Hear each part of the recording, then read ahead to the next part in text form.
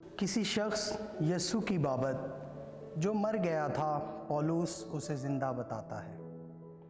हमारे लिए आज की पहली तलावत रसूलों के अमाल उसका 25 बाब 13 से 21 आयात तक।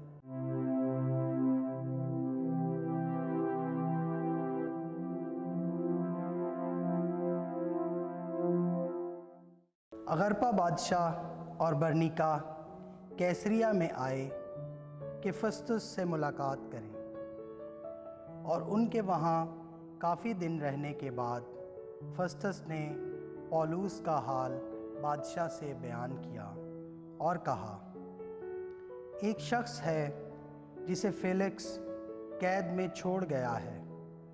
जब मैं यरूशलेम में था तो सरदार काहिन और यहूदियों के बुज़ुर्ग मेरे पास आए और उसकी सज़ा के हुक्म के तालिब हुए। उन्हें मैंने जवाब दिया कि रोमियों का दस्तूर नहीं कि किसी आदमी को रियातन हवाला करें जब तक मुद्दा अलैह अपने मुद्दइयों के रूबरू होकर जुर्म से अपनी सफाई करने के लिए उज़्र का मौका ना पाए। बस जब वो यहाँ इकट्ठे हुए तो मैंने कुछ देर ना की, बल्कि दूसरे ही दिन तख्ते अदालत पर बैठकर हुक्म दिया कि उस आदमी को लाओ। मगर जब उसके मुद्दई उसके गिरदा गिर्द खड़े हुए तो उन्होंने उसके हक़ में किसी ऐसी बात का इल्ज़ाम ना लगाया जिसमें मुझे कुछ बुराई नज़र आती हो, बल्कि अपने दीन और किसी यस्सु की बाबत उससे बहस करते थे जो मर गया था, और पौलुस उसे ज़िंदा बताता है।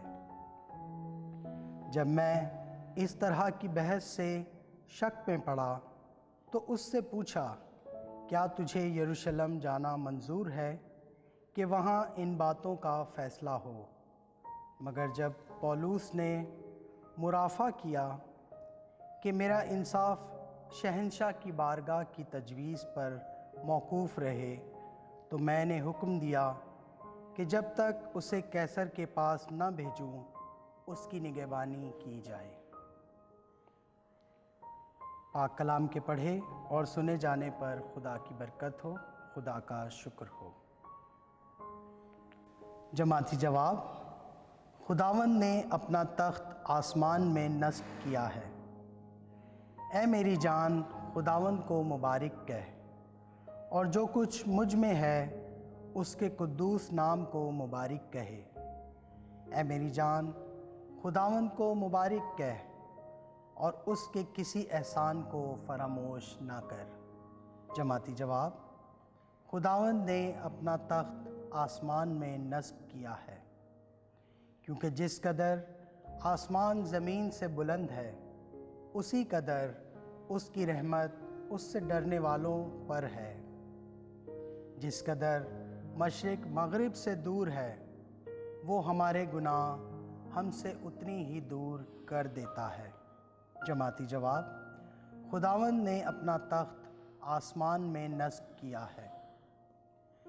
खुदावंद ने अपना तख्त आसमान में नस्ब किया है और उसकी बादशाही सब पर मुसल्लत है। खुदावंद को मुबारक कहो, ए उसके तमाम फरिश्तों जो कुव्वत में ज़ोरावर हो और उसके कलाम पर अमल करते हो। जमाती जवाब, खुदावंद ने अपना तख्त आसमान में नस्ब किया है।